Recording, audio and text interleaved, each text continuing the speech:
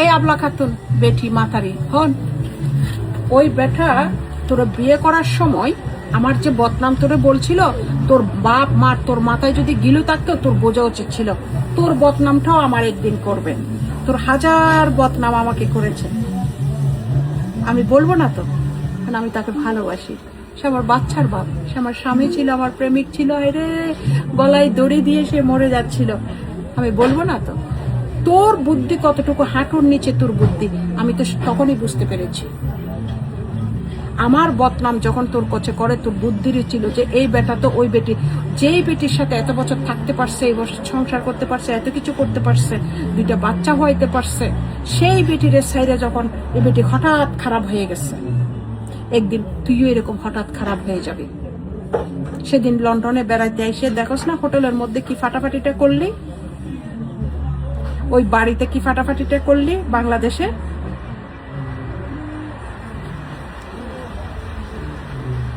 ঘুরে আসবে তোর কাছে। আমার বদনাম তোরে করছে, তোর বদনাম আরেকজনের করবে, করবে না, করছে অলরেডি, তুই ভালো করেই জানিস কারে কারে করছে, এগুলা বহুবার প্রমাণ হয়েছে, আরো হবে, এবার আসবে প্রকাশ্য, পুরা দুনিয়া জানবে। এবার তোর বুদ্ধি হাঁটুর নিচে, তোর বুদ্ধি। তুই ওই বেটার কথা শুনে শুনে আমারে মেসেজ দেস, আমার ল ঝগড়া লাগাস, তোর বোঝা উচিত ছিল যে তোর সাথে আমার কোনো ধরনের লেনদেন নাই। তোর বলা উচিত ছিল ওই বেটারে যেটা তোর বিষয় তুই দেখ। তুই আমার সাথে এগুলা করে করে তোর 4 সন্তানকে অভিশপ্ত করতেছিস। তুই তোর সন্তানরা একদিন বড় হয়ে বলবে না যে তুমি কেন ওই মহিলার সাথে ঝগড়া করতে গিয়েছিলে, তুমি কেন ওই মহিলাকে মেসেজ দিতে গিয়েছিলে?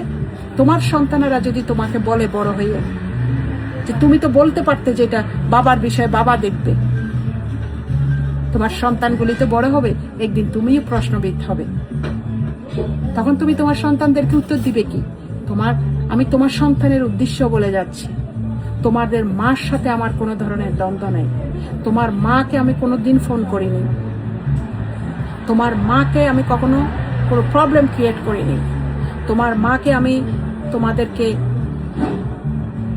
কি বলবো, যাই হোক, তোমার মা তোমার বাবার কথা শুনে, তোমার বাপ হচ্ছে 1 নম্বর ক্রিমিনাল, তোমার বাপের কথা শুনে তোমার মা আমারে গালাগালি করে, তোমার মা আমাকে বিভিন্নভাবে মেসেজ দেয়।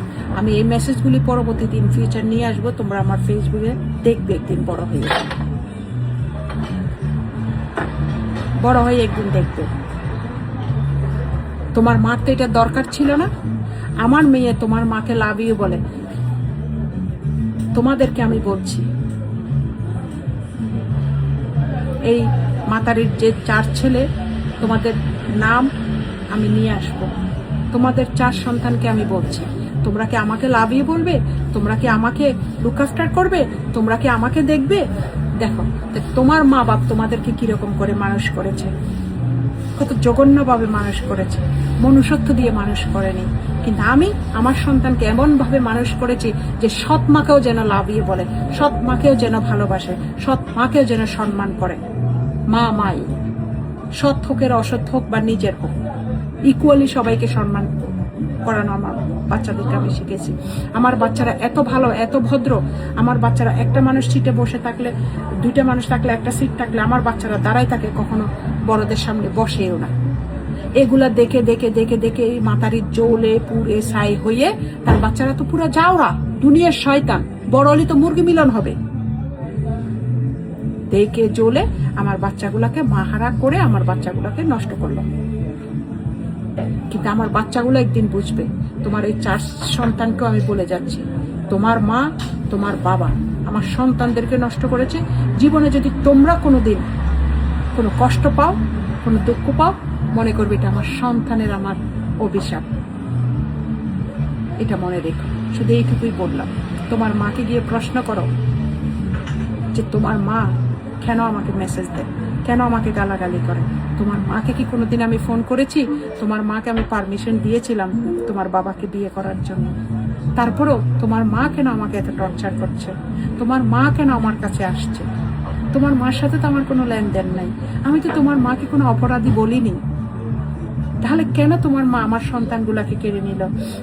তোমরা তোমার মার কাছে এখন আছো, তোমরা একদিন মা হারা হয়ে যাবে, কিন্তু দেখো তোমরা যখন একদিন বড় হবে না, তোমরা মা হারা হয়ে যাবে। সেদিন তোমার মা, তোমরা তো বেটি নিয়ে চলে যাবে তোমার বাবার মতন, সেদিন তোমার মা একা হয়ে যাবে।